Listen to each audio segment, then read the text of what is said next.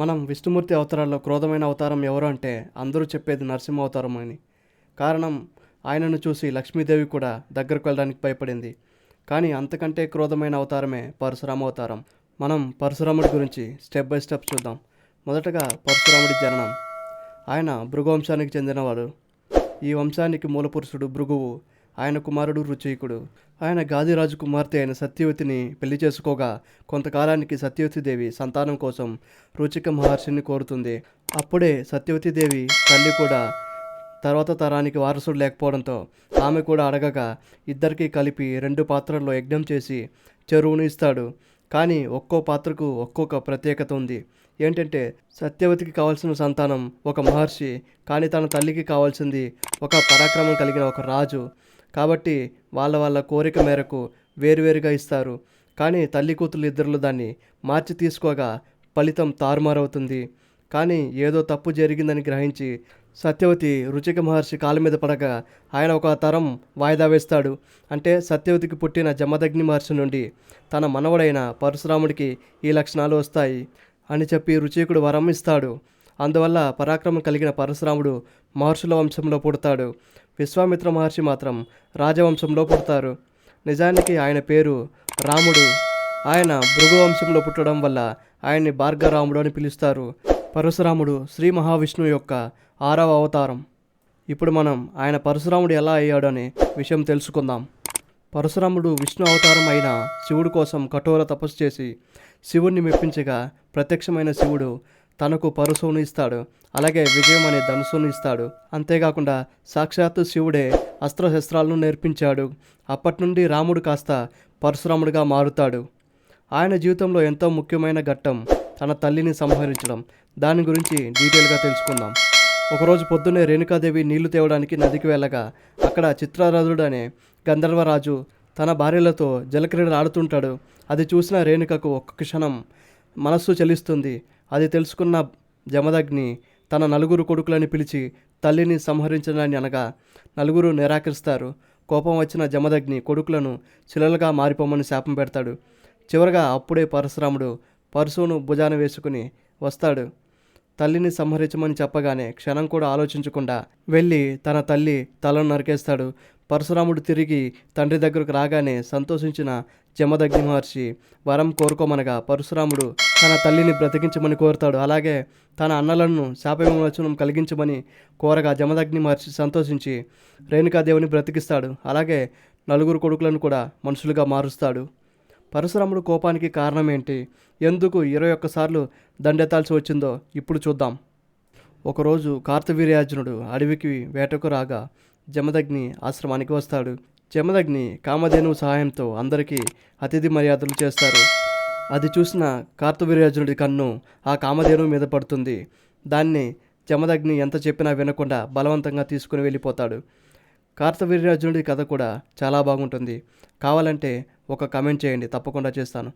కొంతసేపటికి ఆశ్రమానికి వచ్చిన పరశురాముడు తండ్రి బాధపడుతున్నది చూసి జరిగిందంతా తెలుసుకుని శివుడు ఇచ్చిన పరశువును భుజాన వేసుకుని మాహిష్మతి రాజ్యానికి వెళ్తాడు. అక్కడ కార్తవీర్యార్జునుడి 12 అక్షోహిణుల సైన్యం అడ్డుకోగా అందరినీ పరశురాముడు కేవలం ఒక గొడ్డలితో అందరినీ సంహరించుకుంటూ వెళ్ళిపోతాడు. చివరగా వచ్చిన కార్తవీర్యార్జునుడు 1000 చేతులతో 1000 ఆయుధాలను విసరగా అన్నిటినీ తిప్పికొట్టి కార్తవీర్యార్జునుడి రథం పైకెక్కి ఒక్కొక్క చెయ్యి నరుకుతుంటే కార్తవీర్యార్జునుడు నొప్పికి అరిచిన అరుపు రాజ్యం మొత్తం వినపడింది. అలా 1000 చేతులు నరికి చివరికి తల నరికేస్తాడు. అలా తిరిగి ఆశ్రమానికి వచ్చిన పరశురాముని చూసి జమదగ్ని తపస్సు చేసుకునేవాడికి ఇంత క్రోధం ఉండకూడదని మందలిస్తాడు. కానీ పరశురాముడు యుద్ధం అయిపోయింది అనుకుంటాడు. కానీ యుద్ధం అప్పుడే మొదలవుతుంది. కారణం, కార్తవీర్యార్జునుడి కొడుకులు పగబట్టి పరశురాముణ్ణి ఏమీ చేయలేక ఆయన లేని సమయం చూసి ఆశ్రమం మీద దాడి చేసి జమదగ్నిని సంహరిస్తారు. పరశురాముడు వచ్చి చూడగా ఆశ్రమం మొత్తం ధ్వంసమై జమదగ్ని శవం పక్కన కూర్చొని రేణుకాదేవి గుండెలు బాదుకుంటూ ఏడుస్తూ ఉంటుంది. అది చూసిన పరశురాముడు కోపంతో ఊగిపోయి క్షత్రియులు రాజు అన్న అహంకారంతో విచ్చలవిడిగా ప్రవర్తిస్తున్నారని పరశువుని తీసుకొని మొదటగా కార్తవీర్యార్జునుడి కొడుకులను సంహరించాడు. అంతటితో కోపం తగ్గక 21 సార్లు దండెత్తి భూమి మీద చాలామంది రాజులను సంహరించాడు. మిగిలిన కొంతమంది అడవుల్లో దాక్కోగా కొంతమంది బ్రాహ్మణుల ఇంట్లో దాక్కుంటారు. కొంతమంది అయితే ఆడవాళ్ళ మధ్యలో దాక్కుంటారు. అందులోనూ చాలామందిని వెతికి మరీ చంపగా కొంతమంది మాత్రమే మిగులుతారు. అలా చంపిన వాళ్ళ రక్తంతో 5 సరస్సులను నింపి ఆ రక్తంతో పితృదేవతలకు తర్పణాలు ఇచ్చాడు. తర్వాత పరశురాముడి పితృదేవతలు ఎదురై యుద్ధం ఇంతటితో ఆపేయమని కోరగా రాజసూయాగం చేసి కశ్యప మహర్షికి భూమిని దానం చేస్తాడు. దానం ఇచ్చాక ఎక్కడ మళ్ళీ గొడ్డల్ని తీసుకొని వచ్చి అందరినీ చంపుతాడో అని భయపడి కశ్యప మహర్షి వెళ్ళిపోమనగా పరశురాముడు సముద్ర తీరానికి వెళ్ళి సముద్రుని కోరగా ఆయన పరశువును విసరమని చెప్తాడు. అలాగని పరశురాముడు పరశువును విసిరిన చోటు సముద్రం వెనక్కి వెళ్ళి భూమిని పరశురాముడికి ఇస్తాడు. అదే ఇప్పటి కేరళ లేదా కొంకణి అని కొంతమంది చెప్తారు. ఇక్కడ ఒక చిన్న కథ కూడా ఉంది. గణేశుడి దంతం ఒక్కో కల్పంలో ఒక్కొక్కలా విరుగుతుంది. ఒక కల్పంలో పరశురాముడి పరశు విసరగా అది తగిలి విరిగింది. అది ఎలా జరిగిందో ఇప్పుడు చూద్దాం. ఒకరోజు పరశురాముడు తన గురువు సాక్షాత్తు శివుడే కాబట్టి ఆయన్ని కలవడానికి కైలాసం వెళ్ళగా అక్కడ గణేశుడు కాపలాగా ఉంటాడు. పరశురాముని లోపలికి వెళ్ళనివ్వడు. అప్పుడు కోపం వచ్చిన పరశురాముడు యుద్ధానికి దిగగా భీకర యుద్ధం జరుగుతుంది. ఆ యుద్ధంలో పరశురాముడు తన పరశువును విసరగా ఆ పరశువు గణేశుడి దంతాన్ని తగిలి దంతం విరిగిపోతుంది. ఆ శబ్దానికి వచ్చిన శివుడు ఇద్దరిని శాంతింపజేస్తాడు. పరశురాముడు చిరంజీవి కాబట్టి రాముడు శివధనుస్సును విరిచాడన్న కోపంతో రాముడి దగ్గరకు రాగా రాముడు కూడా విష్ణు అంశయాన్ని తెలుసుకుని తన ఆయుధాలను రాముడికి ఇస్తాడు.